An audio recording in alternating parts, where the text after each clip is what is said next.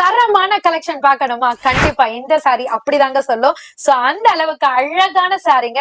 So ஒரு கோவிலுக்கே கட்டிட்டு போறேன்னு வச்சுக்கோங்க, மகாலட்சுமி மாதிரி இருக்காங்க அப்படின்னு சொல்லி கேள்விப்பட்டிருக்கீங்க இல்லையா? கண்டிப்பா நீங்க கட்டி பாருங்க, உங்களை பார்த்தா அப்படிதான் சொல்லுவாங்க.